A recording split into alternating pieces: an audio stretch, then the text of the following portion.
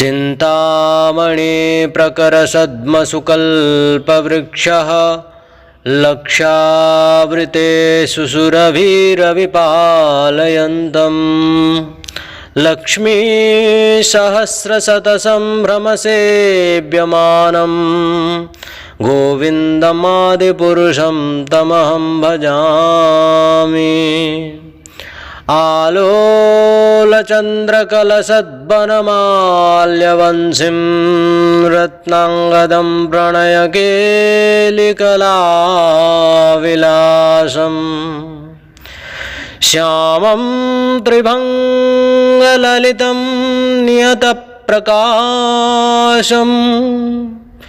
गोविन्दम् आदिपुरुषं तमहं भजामि। हरे कृष्ण कृष्ण कृष्ण हरे हरे, हरे राम राम राम हरे हरे। सर्वप्रथमस्मदीयो गुरुपाद पद्मनितलीला प्रविष्ट ओम विष्णुपादष्टोत्तरशत श्री श्रीमद्भक्ति वेदांत पूज्यपाद श्रील गुरुदेव नारायण गोस्वामी गुरु महाराज की चरण कमल में अनंत कोटि साष्टांग दंडवत प्रणाम करते हुए हेतु प्रार्थना करते हुए हम लोग श्रील गुरुपाद पद्म चरणाश्रय होकर गुरुदेव से कृपा निःसृत वाणियों को जो हम लोग श्रवण किए हैं उसी को ही गुरुपाद पद्म चरणाश्रय होकर दोहराने की प्रयास करेंगे। भगवान श्री नृसिंहदेव एवं भक्त प्रवर प्रहलाद महाराज जी के जीवन चरित्रों को श्रवण करेंगे, कथाओं को श्रवण करेंगे। इस संसार रूपी चक्रव्यूह से बचने का कोई प्रयत्न ही नहीं करता। सबके सब अंध परंपरा से गिरते हुए आ रहे हैं और अभी वर्तमान भी हम सब गिर रहे हैं। इसीलिए वह व्यक्ति अत्यंत भाग्यशाली है जिसकी मति रति भगवान के चरण कमल में हो, जो भगवान के चरण कमल में शरणागत हो, भगवान का भक्ति करता हो, भगवान का निजजन हो। इस प्रकार वचन प्रहलाद महाराज जी अपने पिता को श्रवण कराएं। हे पिता, यदिदं संधि निर्माणम वर्णे नामा रविमुदा तेन मे कृष्ण पादाब्जे मनः संधिर विधीयताम। जिस प्रकार एक अक्षर से दूसरे अक्षर को मिलाने के बाद ही संधि करने से ही संधि बनता है, संध्यक्षराणि बनता है, अन्यथा नहीं बन सकता। एक अक्षर से दूसरे अक्षर को मिलाने से क में री का मात्रा मिलाएंगे तभी ही क्री बनेगा, म में आ का मात्रा बनाएंगे तभी माँ बनेगा। जिस प्रकार संस्कृत में म शब्द मतलब नहीं, माँ शब्द मतलब माता।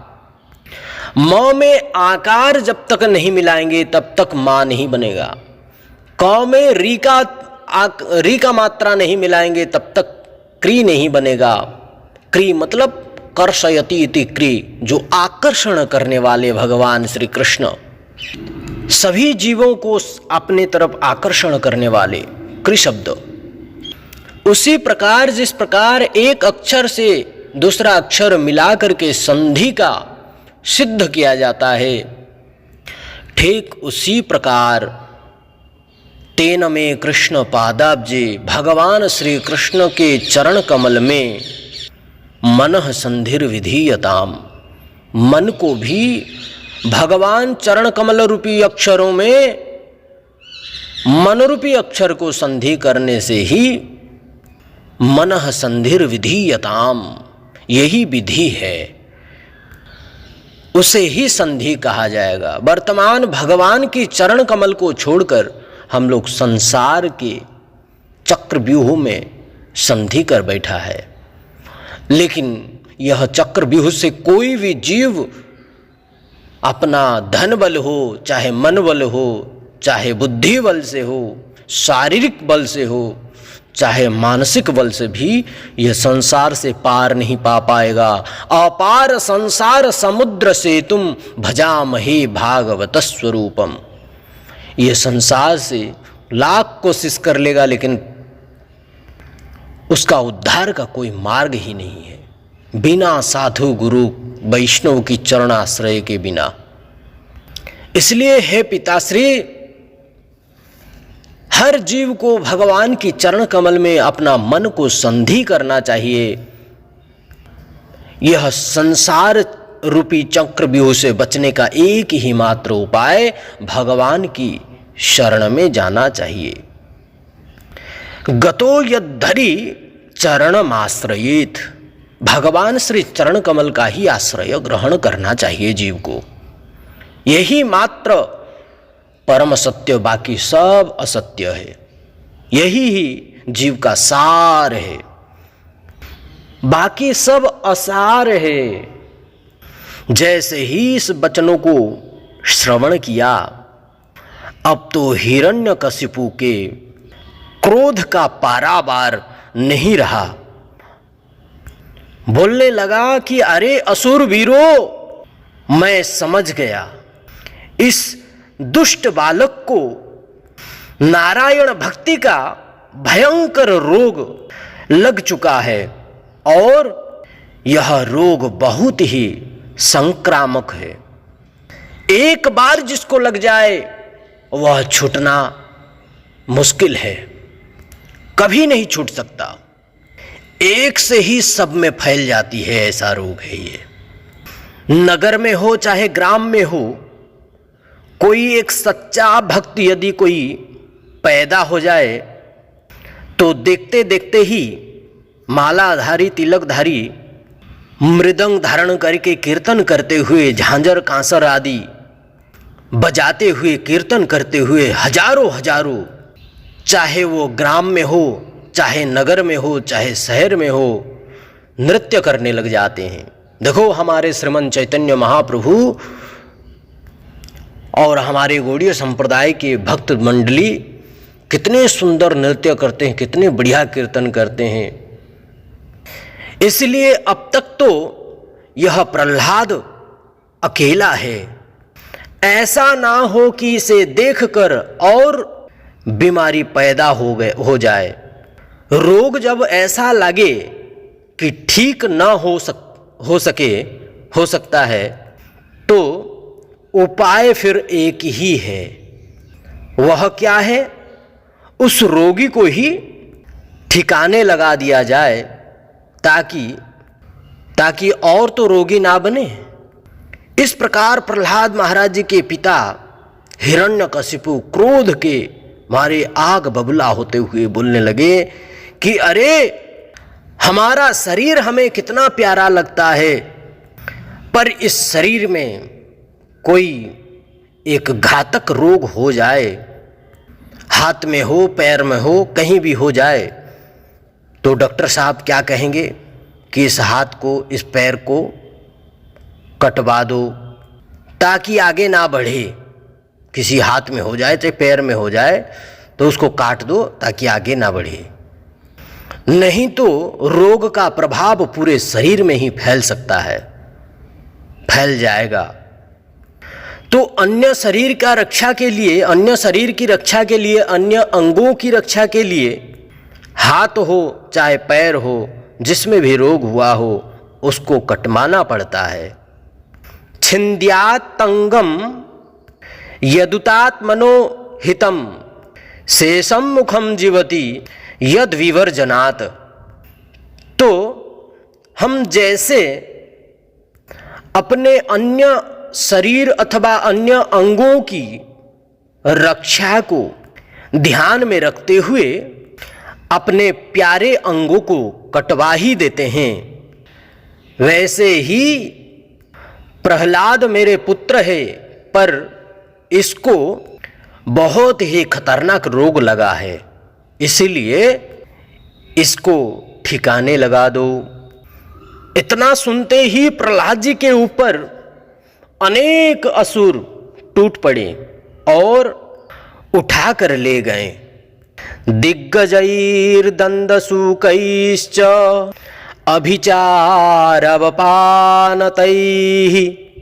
मायाभिः सन्निरोधैश्च गरदानैर्भोजनैः। श्रीमद् भागवत महापुराण 7-5-43। प्रहलाद महाराज जी को बड़े बड़े पर्वत शिखरों से गिरा दिया, पानियों में डुबा दिया, अग्नि में जलाया, विष पान करवाया, भोजन पर भी प्रतिबंध लगा दिया, इसको भोजन ना दिया जाए। सारे प्रयत्न किए, सारे जितने भी प्रयत्न करना चाहिए उसको मारने में सारे प्रयत्न कर लिए, पर सब के सब विफल हो गए। होलिका देवी स्वयं जलाने आई, पर खुद ही जलकर राख हो गई, राख की ढेर हो गई। अग्नि शीतल हुई। जैसे ही अग्नि शीतल हुई तो प्रहलाद जी की इस प्रतिभा से प्रसन्न होकर प्रहलाद जी के जितने भी मित्र थे उस अग्नि की राख को ही एक दूसरे के ऊपर उड़ा कर, एक दूसरे के अंग में लगा कर उड़ा कर बड़े ही सुंदर भाव से उत्सव मनाने लगे। तो होली का दहन जिस दिन होता है उसके दूसरे दिन उस होली का दहन धूल से ही लोग एक दूसरे से खेलते हैं। परंतु वह संस्कार को छोड़कर आजकल तो सब रंग बेरंग, लाल पीले हरा और क्या क्या सब रंग ला करके सब खेलने लग गए हैं। परंतु वास्तविक खेल तो यही है जो होलिका दहन हुए थे, जिसमें प्रहलाद महाराज जी को जलाया गया था और होलिका जलकर राख हो गई है। उसी राख से ही खेलना चाहिए होली, वास्तविक होली वही है। परंतु कुछ हिरण्यकशिपु के समर्थक लोग थे, वह लोग प्रहलाद महाराज जी के मित्रों को उठा कर नालियों में पटकने लगे और स्वयं को भी नालियों में पटकने लगे। वर्तमान भी दोनों प्रकार के दृश्य होली देखने को मिलता है। यह सब दृश्य देखकर हिरण्यकशिपु अब चिंता में पड़ गया।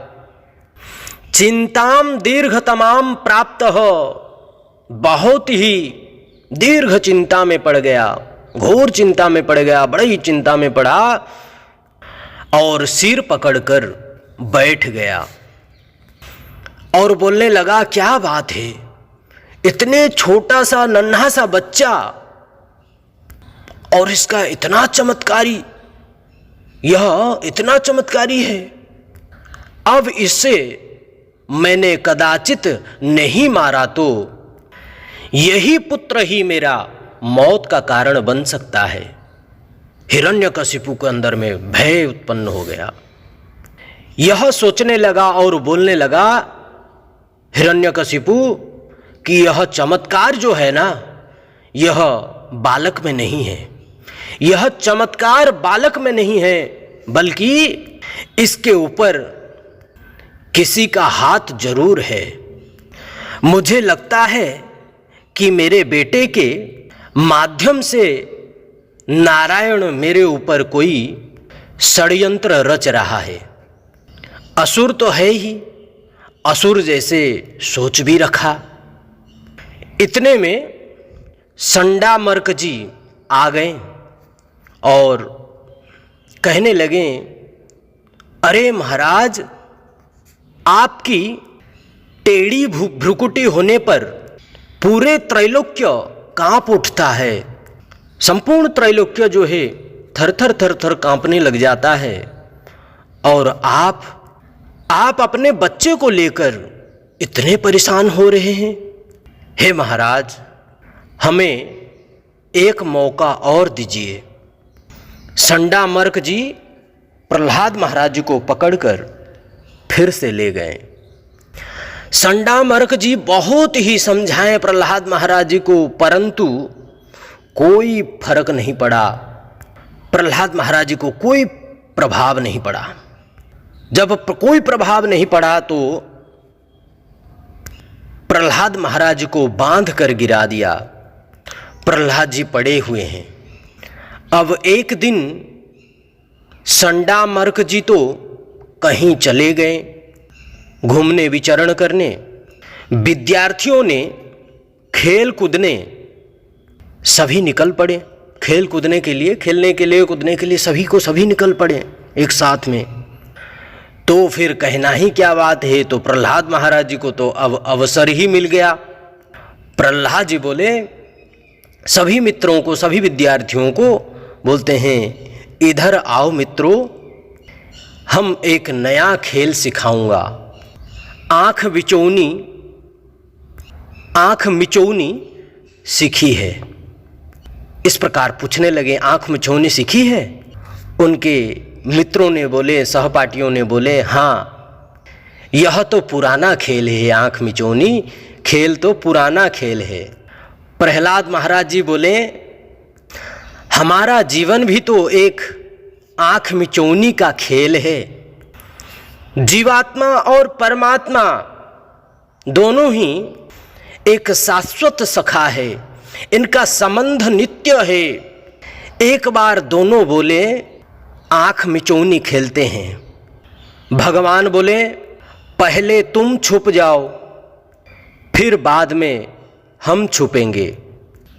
भगवान बोले कि पहले तुम छुप जाओ, फिर बाद में हम छुपेंगे। तो समस्त जीव प्रलय के समय परमात्मा के उदर में ही विलीन हो गए। और भगवान ने जब सृष्टि का शुभारंभ किया, तब एक एक जीव को कर्मानुसार, उनके जो भी जिस प्रकार का कर्म होगा उसके कर्मानुसार ढूंढ कर जगत में कर्मानुसार जन्म दिया। फिर भगवान बोले, देखो बच्चों, हमने तुम सबको ढूंढ लिया। अब इसी जगत में, अब हम इसी जगत के कण कण में हम भी छुपे बैठे हैं। अब तुम्हारी बारी है, हमें ढूंढ कर बताओ। जिस दिन तुम हमें ढूंढ लेंगे, जिस दिन तुम हमें ढूंढ लेंगे, उसी दिन से ही, उसी समय से, उसी क्षण से ही तुम्हारा यह संसार का बंधन रूपी खेल समाप्त। और जब तक उस जगत में छिपे जगदीश को जान नहीं लेंगे, तब तक यह जन्म और मरण का खेल खत्म होने वाला नहीं है। यह तो चलता ही रहेगा। जब तक भगवान की शरण में नहीं जाएगा, भगवान को ढूंढ नहीं लेता, तब तक ये जन्म मरण इत्यादि पड़ा रहेगा। पुनरपि जननम पुनरपि मरणम पुनरपि जननी जठरे शयनम, बार बार जन्म लेना, बार बार मरना, और उस बीच में आदि दैविक, आदि भौतिक, आध्यात्म और कोई ताप, जरा, व्याधि आदि महाकष्टों को भोगना, अंत में मर जाना, फिर जन्म लेना। यह ध्रुव सत्य है। यह चक्र चलता ही रहता है, यह चक्रव्यूह है। इसलिए श्रुति शास्त्र में कहा गया है कि तमेव विदित्वाति मृत्युमेति नान्यः पंथा विद्यते यनाय। प्रहलाद महाराज जी कहते हैं, उस परमात्मा परमेश्वर भगवान को जाने बिना जन्म मरण रूपी इस भयंकर पीड़ा से बचने का दूसरा कोई उपाय नहीं है, कोई रास्ता नहीं है। इसलिए हे मित्रों, प्रहलाद महाराज जी कह रहे हैं अपना मित्रों को, हे मित्रों, परम बुद्धिमान वही है जो कुमार अवस्था से ही, अर्थात बचपन से ही, जब तक होश नहीं संभला है तब तक तो एक अलग बात है। जब अपने आप को होश आ जाता है, पहचान जाता है, ये मेरा माता, ये मेरा पिता, ये मेरा घर, ये मेरा परिवार, ये सब संभल जाता है, समझ लेता है, उसी बालक अवस्था से ही हमारे इस जगत में छुपे हुए जगदीश्वर को ढूंढकर उन्हें प्रसन्न करने में जुट जाना चाहिए। यह तो केवल उनका साथ में संबंध जोड़ना और उनको प्रसन्न करना, उनका साथ जिस प्रकार हम ये संसार में सबका साथ मित्रता मित्र भाव रखे हैं, जिस प्रकार व्यवहार रखे हैं, अच्छा सुंदर भाव से व्यवहार रखें, यही व्यवहार भगवान के साथ में रखने से भगवान अत्यंत प्रसन्न हो जाते हैं। इस विषय को हम लोग कल श्रवण करेंगे। आज यहीं वाणी को विराम करते हैं, कल आगे की कथा को हम लोग श्रवण करेंगे। आप सभी शुद्ध भक्तों के चरण कमल में यह दास का साष्टांग दंडवत प्रणाम। आप सभी शुद्ध भक्त दास के ऊपर कृपा कीजिए, ऐसे ही कृपा बनाए रखिए। आप सबको बहुत बहुत धन्यवाद। हरे कृष्ण, दंडवत प्रणाम। जय श्री राधे श्याम।